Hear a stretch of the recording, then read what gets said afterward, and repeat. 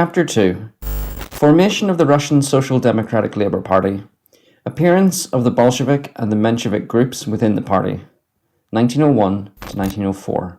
Part 1. Upsurge of the revolutionary movement in Russia in 1901 to 1904. The end of the 19th century in Europe was marked by an industrial crisis. It soon spread to Russia. During the period of the crisis, 1900 to 1903, about 3,000 large and small enterprises were closed down and over 100,000 workers thrown onto the streets. The wages of the workers that remained employed were sharply reduced. The significant concessions previously wrung from the capitalists as a result of stubborn economic strikes were now withdrawn. Industrial crisis and unemployment did not halt or weaken the working class movement.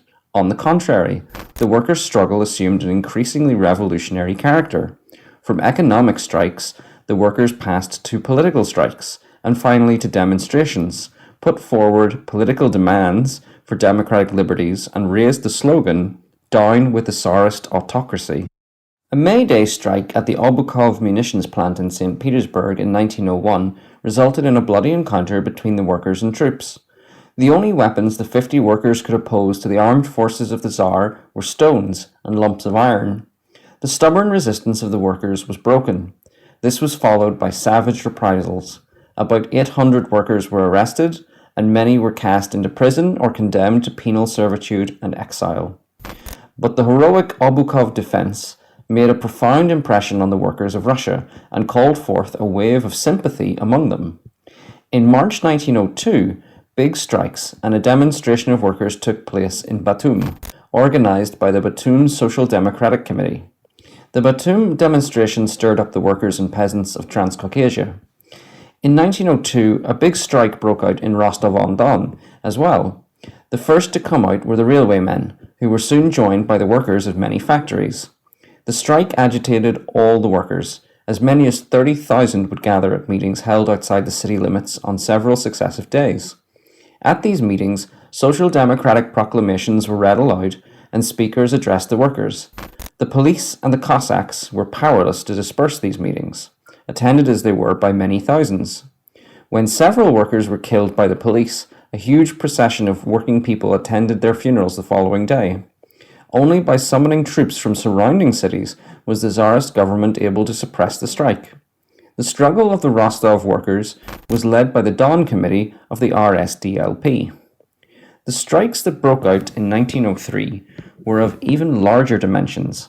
Mass political strikes took place that year in the south, sweeping Transcaucasia, such as Baku, Tiflis, and Batum, and the large cities of the Ukraine, Odessa, Kiev, Ekaterinoslav. The strikes became increasingly stubborn and better organized.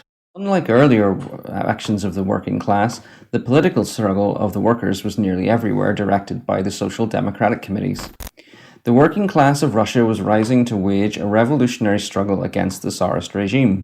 The working class movement influenced the peasantry. In the spring and summer of 1902, a peasant movement broke out in the Ukraine, in Poltava and Kharkov provinces, and in the Volga region. The peasants set fire to landlords' mansions, seized their land, and killed the detested Umsky nachalniks, or rural prefects, and landlords. Troops were sent to quell the rebellious peasants. Peasants were shot down, hundreds were arrested, and their leaders and organizers were flung into prison. But the revolutionary peasant movement continued to grow. The revolutionary actions of the workers and peasants indicated that revolution was maturing and drawing near in Russia. Under the influence of the revolutionary struggle of the workers, the opposition movement of the students against the government assumed great intensity. In retaliation for the student demonstrations and strikes, the government shut down the universities, flung hundreds of students into prison, and finally conceived the idea of sending recalcitrant students into the army as common soldiers. In response, the students of all the universities organized a general strike in the winter of 1901-1902. About 30,000 students were involved in this strike. The revolutionary movement of workers and peasants, and especially the reprisals against the students, induced also the liberal bourgeois and the liberal landlords, who sat on what were known as zemstvos, to bestir themselves and to raise their voices in protest against the excesses of the Tsarist government in repressing their student sons. The Zemstvo liberals had their stronghold in the Zemstvo boards. These were local government bodies which had charge of purely local affairs affecting the rural population, building of roads, hospitals and schools. The liberal landlords played a fairly prominent part on the Zemstvo boards. They were closely associated with this liberal bourgeois, in fact were almost merged with them, for they themselves were beginning to abandon methods based on survivals of serfdom for capitalist methods of farming on their estates, as being more profitable. Of course, both these groups of liberals supported the Tsarist government, but they were opposed to the excesses of Tsardom, fearing that these excesses would only intensify the revolutionary movement. While they feared the excesses of Tsardom, they feared revolution even more. In protesting against these excesses, the liberal pursued two aims. Firstly, to bring the Tsar to his senses, and secondly, by donning a mask of profound dissatisfaction with Tsardom to gain the confidence of the people, and to get them, or part of them, to break away from the revolution, and thus undermine its strength. Of course, the Zemstvo liberal movement offered no menace whatever to the existence of Tsardom. Nevertheless, it served to show that all was not well within the eternal pillars of Tsardom. In 1902, the Zemstvo liberal movement led to the formation of the Bourgeois Liberation Group, the nucleus of the future principal party of the bourgeoisie in Russia, the Constitutional Democratic Party. Perceiving that the movement of the workers and peasants was sweeping the country in a formidable torrent, the Tsarist government did everything it could to stem the revolutionary tide. Armed force was used with increasing frequency to suppress the workers' strikes and demonstrations. The bullet and the knout became the government's usual reply to the actions of the workers and peasants. Prisons and places of exile were filled to overflowing.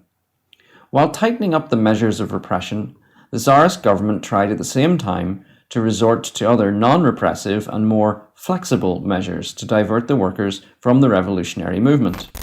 Attempts were made to create bogus workers' organizations under the aegis of the gendarmes and police. They were dubbed organizations of police socialism, or Zubetov organizations, after the name of a colonel of the gendarmerie, Zubetov, who was the founder of these police-controlled workers' organizations. Through its agents, the Okhrana tried to get the workers to believe that the Tsarist government was itself prepared to assist them in securing the satisfaction of their economic demands. Why engage in politics? Why make a revolution when the Tsar himself is on the side of the workers? Zubetov agents would insinuate to the workers. Zubetov organizations were formed in several cities. On the model of these organizations, and with the same purposes in view, an organization known as the Assembly of Russian Factory Workers of St. Petersburg was formed in 1904 by a priest by the name of Gapon. But the attempt of the Tsarist Okhrana to gain control of the working class movement failed.